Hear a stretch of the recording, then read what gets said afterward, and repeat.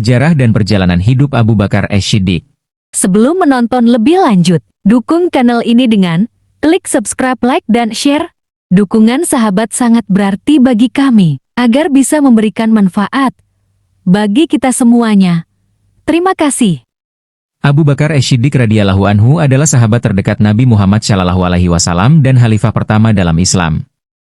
Ia dikenal karena keimanannya yang luar biasa, kejujuran, dan pengorbanannya dalam membela Islam. Berikut adalah kisah perjalanan hidupnya dari lahir hingga wafat. 1. Kelahiran dan masa muda. Abu Bakar lahir pada tahun 573 Masehi di Makkah, sekitar 2 tahun setelah kelahiran Nabi Muhammad SAW. Nama aslinya adalah Abdullah bin Abi Quhafah, sedangkan Abu Bakar adalah kunyah, panggilan, yang melekat padanya. Sejak kecil, Abu Bakar dikenal sebagai orang yang jujur, berakhlak mulia, dan memiliki sifat lembut. Ia berasal dari suku Quraisy Bani Taim, salah satu keluarga terpandang di Makkah. Sebagai seorang pedagang sukses, ia dikenal dengan integritas dan kejujurannya dalam berdagang. 2. Masuk Islam dan mendukung dakwah Nabi. Abu Bakar adalah orang dewasa pertama yang masuk Islam setelah menerima dakwah Nabi Muhammad SAW. Tanpa ragu, ia langsung beriman dan menjadi pendukung utama Nabi. Sebagai sahabat terdekat, ia berperan penting dalam menyebarkan Islam. Melalui ajakannya, beberapa sahabat besar masuk Islam, seperti Utsman bin Affan, Zubair bin Awam, Abdurrahman bin Auf, Sa'id bin Abi Waqqas, Talhah bin Ubaidillah. Abu Bakar juga dikenal sebagai seorang dermawan. Ia menggunakan hartanya untuk membebaskan budak muslim yang disiksa oleh Quraisy, termasuk Bilal bin Rabah, seorang muazin pertama Islam. 3. Peristiwa Isra, Mikraj dan gelar Ash-Shiddiq. Saat Nabi Muhammad SAW mengalami peristiwa Isra, Mikraj, banyak orang Quraisy yang meragukannya. Namun, Abu Bakar tanpa ragu membenarkan kisah Nabi dan berkata, "Jika Muhammad yang mengatakannya, maka pasti itu benar." Karena keteguhan imannya, Nabi memberinya gelar Ash-Shiddiq, yang berarti yang membenarkan. 4. Hijrah ke Madinah bersama Nabi Muhammad. Ketika Nabi diperintahkan hijrah ke Madinah, Abu Bakar mendapat kehormatan untuk menemani beliau dalam perjalanan yang penuh bahaya itu.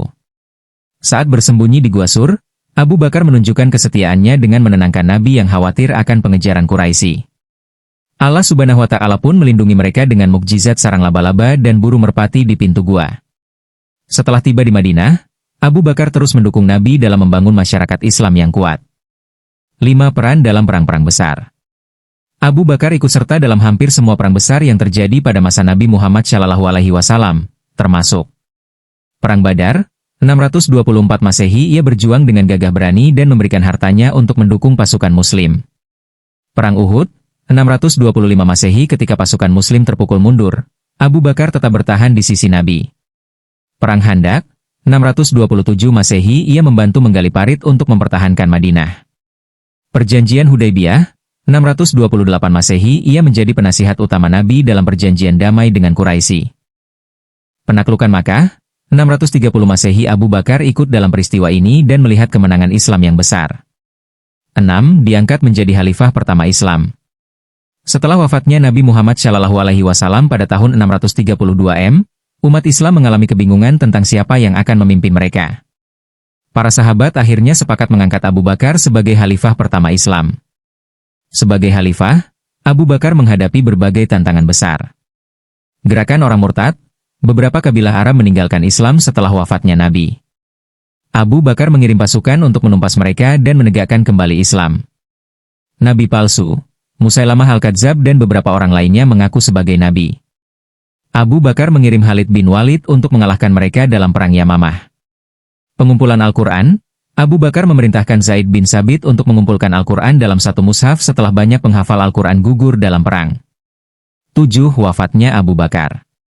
Pada tahun 634 M, Abu Bakar jatuh sakit. Sebelum wafat, ia menunjuk Umar bin Khattab sebagai penggantinya. Ia wafat pada usia 63 tahun, sama seperti usia wafatnya Nabi Muhammad SAW. Jenazahnya dimakamkan di sebelah makam Nabi di Masjid Nabawi, Madinah. Pelajaran dari kehidupan Abu Bakar Ash-Shiddiq. Keimanan yang kuat, ia adalah orang pertama yang membenarkan wahyu Allah dan setia kepada Nabi Muhammad. Pengorbanan yang besar, ia mengorbankan harta dan dirinya untuk Islam. Kepemimpinan yang tegas dan bijaksana. Sebagai khalifah, ia mampu menghadapi tantangan besar dan menjaga keutuhan Islam. Sifat rendah hati. Meskipun memiliki kedudukan tinggi, ia selalu hidup sederhana.